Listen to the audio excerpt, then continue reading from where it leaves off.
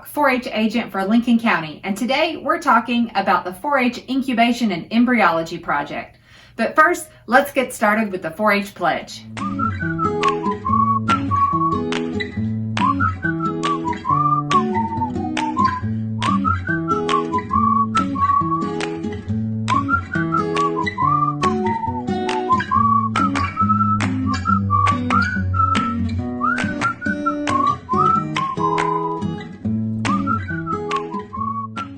Welcome back. You can see I've got all sorts of goodies set up for us today, and I'm very sorry that I can't be with you in person in your classroom, but I am going to drop off all the supplies you need to go from an egg to a baby chick.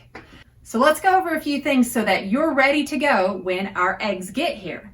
The first thing is this is called an incubator.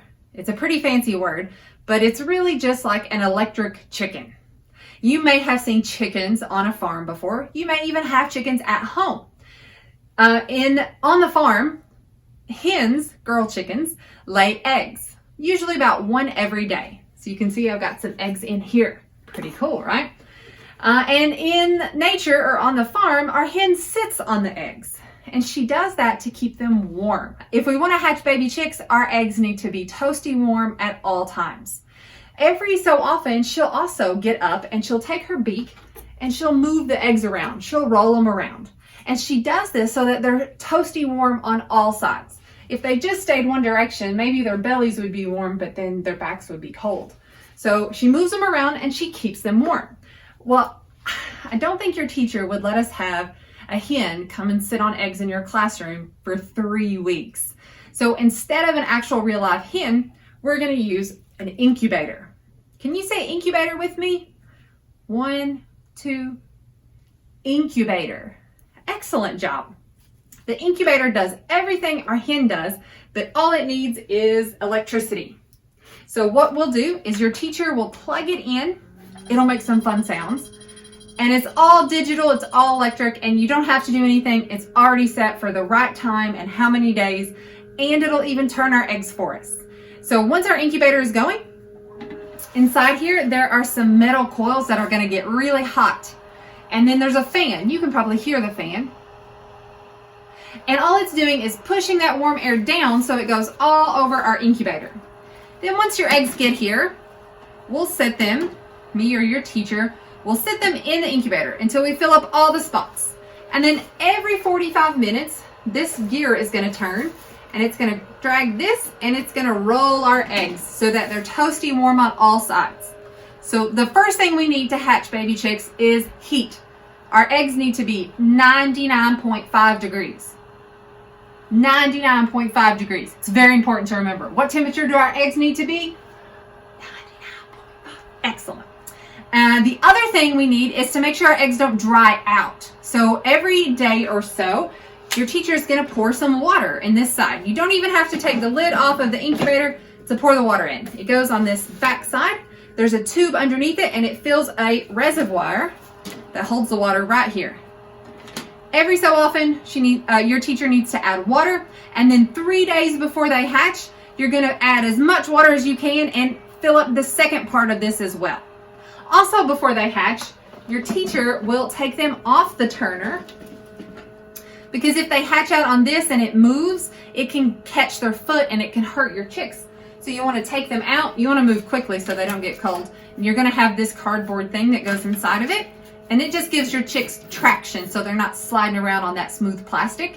And you're going to put all of your eggs back down on that as quickly as you can and getting that toasty warm cover back on them so that they stay nice and warm, okay? These aren't real eggs, so don't worry if they get cold. They're plastic, okay?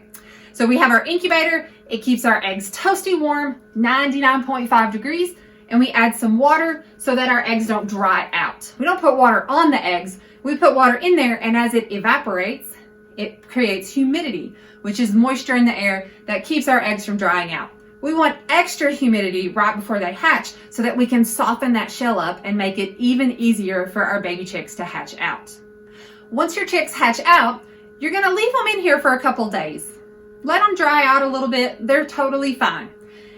I forgot to say, once the first one starts hatching and is fully out, you're going to move this little knob on the front. Your teacher is, not you. And that's going to let some dry air in there to help our baby chick dry out. Because when they first hatch, they've been inside an egg where there's liquid, so they're wet. So they need a little bit of dry air to dry off. Once they're dry and getting fluffy, then you can move them over here to what we call the brooder box. Now, this is a wooden brooder box that if you have chickens at home, you might have this in your chicken pen or in their hen house. This is where the hens like to sit and they roost here, and they like to build little nests, and this is where they would lay eggs. But for us, for our baby chicks, we want to put them in your classroom for a few days. Have fun, right? So we got to put a place where they can still stay warm and where they can have food and water. You might see some pictures up here. This is to remind you, this is very important. Temperature is the most important. This is probably the second most important thing. These are live animals. They're going to eat and drink and poop in your classroom. So it's not very clean. If you've ever been to a farm, you know chickens aren't very clean. So we need to make sure anytime we touch the incubator or an egg or the box itself or the chicks inside there, don't touch your face. Right? Don't pick up that cute little fluffy chicken, snuggle it. I know you're going to want to, but it's really gross. Don't do it. Okay? Hold it down here and let it snuggle right on your warm belly. That'll be just fine. After you touch your baby chick, or you touch the box, or you touch the incubator, or you touch the eggs, you're going to need to get your sanitizer out and sanitize your hands really, really good. Like we're washing them. Fronts, backs, in between, all of it. Fingernails, everything. Okay? Because you have germs that can make the baby chick sick, and they have germs that can make you sick. So we want to be really, really careful that we stay healthy and we don't get sick from this project, okay? So in our brooder box, there'll be a few things. First off, this is a heat lamp. So don't touch this. This will get very warm. Be very careful here, okay? Your teacher will plug it in. It just has a light bulb inside.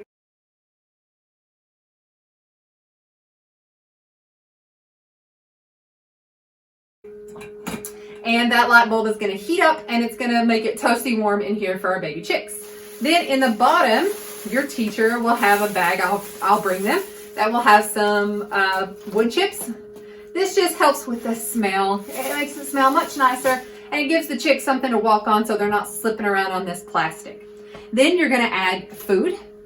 This is baby chick food, and your teacher is going to sprinkle just a handful a day. If you feed them 3 times a day, they'll eat 3 times a day, okay? They just need a little bit a day though, so don't worry about overfeeding them. And then, what do you think goes in here? They've got their light to keep them warm. They've got their food. If you guessed water, you're exactly right. You just pour some water in here from the tap, and you want to put the lid on this way. And then be careful when you flip it, because the water will start coming out on the edges, okay? You want to put their food and water in the opposite side of the heat lamp. So that it doesn't get heated up. So that's our brooder box. Something I forgot to mention in my excitement talking about the incubator is you'll also have one of these in your kits. This is called a candler, and it's really just a flashlight. When you plug it in, you'll flip the switch up and there'll be really bright light. And if I were to put it over my hands, it would light up and you'd be able to see like some of the veins in my hand, the blood vessels. It'd be pretty cool. So what you can do is every day, if you want to pick an egg out, you can get it out. I'm just going to pull an extra one, and you can candle it. Now, it won't be like an x-ray. It won't show you exactly what it looks like inside, but you'll be able to see that it's not just a yellow egg. If there's a baby chicken there, you'll see like a shadow, and it'll be moving. After day 7, it will be moving around. So when I candle, I like to do this, and then I like to flip them over, and the baby chick is like, oh, what are you doing? And it wiggles and moves around, and you can see it moving, which is pretty cool, I think. My favorite part of this project, it takes 21 days, 3 weeks. My favorite part is on around day 19 or 20. If you're really quiet, the chick is ready to hatch out, and you can hear it chirp inside the egg, which is just so cool. It's like it's chirping, saying, I'm ready, make sure my box is ready, I'm coming, I hope you're ready. So if you're really quiet on those days, you may get to hear it chirp inside the egg to let you know it's getting ready to hatch. So batten down the hatches, right? I'll also have, so you won't have Henrietta in your classroom, and that's okay. But I'll also send this with you so that you can see inside the egg every day, what is happening in there. So when you candle it, you won't be able to see exactly. This gives you like a picture to let you know what's happening. So like on day 1, it's just an egg. I don't want to ruin this for you, but let's see. By day 7, remember I said on day 7 they can move around themselves? It's going to look like kind of like an alien bird dinosaur thing. But you can tell by that point, it's got eyes, it's got a head, it's got little tiny wings. You got a baby chicken there, right? So every day you can check off and see what's happening inside there. Before we finish for today, I did want to share a book with you all about baby chicks and hatching. And I love it. I love books too. So hopefully you'll enjoy it too. It's called Where Do Chicks Come From? Chicks. This is an egg. You've seen eggs before, but this one is different. In 3 weeks, a chick will hatch out of this egg. Pretty cool. An egg begins as a tiny white spot inside the mother chicken, the hen. There may be many tiny eggs inside the hen at one time. A yellow yolk grows around each egg. Then the father chicken, the rooster, mates with the hen. This is called fertilization. Soon, a clear, jelly-like egg white, or albumin, grows around the yolk. Finally, a hard shell forms. Then the egg is ready to be laid by the hen. The hen lays the egg, and over the next few days, she lays several more eggs. The hen sits on top of the eggs to keep them warm. As soon as the eggs are warm, the chicks start growing. Isn't that magic? Just heat. Heat is all it takes. Inside the warm egg is everything a chick needs to grow. The yellow yolk is food for our chick.